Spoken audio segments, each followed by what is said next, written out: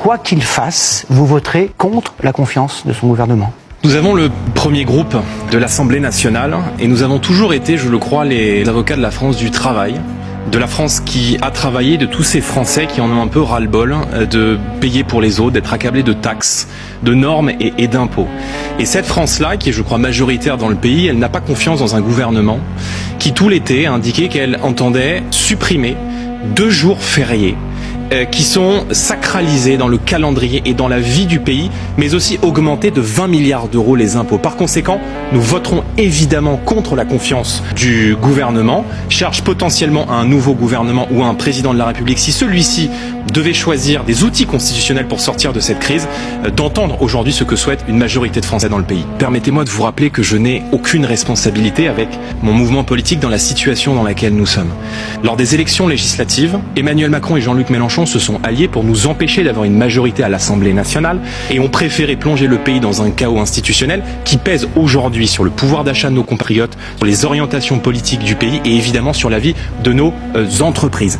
Ils sont responsables de la situation financière dans laquelle nous sommes aujourd'hui et que M. Bayrou déplore. Rendez-vous compte aujourd'hui que depuis 2017, en 8 ans, il y a eu autant de dettes supplémentaires dans notre pays que dans les 50 ans qui ont suivi la Seconde Guerre mondiale. Nous avons des taux d'intérêt aujourd'hui qui sont supérieurs à ceux de la Grèce, à ceux du Portugal ou à ceux de la Slovénie. Qui l'eût cru, M. Boulot? Donc, moi je crois qu'il est urgent de rompre avec ces politiques et je viens dire ce soir devant vous et devant nos compatriotes qu'il n'y a qu'une seule possibilité pour sortir de cette impasse politique dans laquelle nous sommes, c'est d'en revenir aux urnes, c'est de se rendre devant le peuple français et c'est qu'Emmanuel Macron entende aujourd'hui ce blocage institutionnel qu'il a lui-même suscité et qu'il prononce soit la dissolution de l'Assemblée nationale, soit évidemment qu'il remette sa démission et qu'une nouvelle élection présidentielle puisse permettre aux Français de se choisir un cap pour le pays. Nous sommes lucides sur la vie des Français. Nous sommes lucides sur le quotidien des Français. Le général de Gaulle disait le caractère et la vertu des temps difficiles.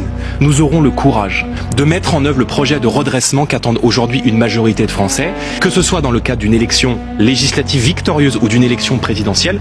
Nous sommes prêts à incarner cette alternance et je veux dire ce soir aux Français, ne vous résignez pas, parce que même si les temps sont difficiles, il existe encore une possibilité de conjurer cette tempête qui s'abat aujourd'hui sur l'économie du pays, sur notre situation budgétaire et sur la situation sécuritaire et migratoire. Ce sont les urnes et ce sont les élections. Tenez bon, nous y travaillons. Je regrette, moi, que M. Bayrou fasse un refus d'obstacle.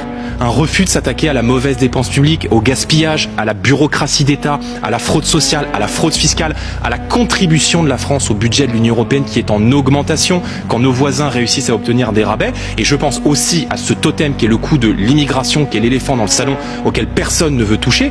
Nous accueillons chaque année, Monsieur Boulot, 500 000 personnes dans notre pays. Il y en a 50 000 qui travaillent. Les 450 000 autres, qui payent? Que font-ils?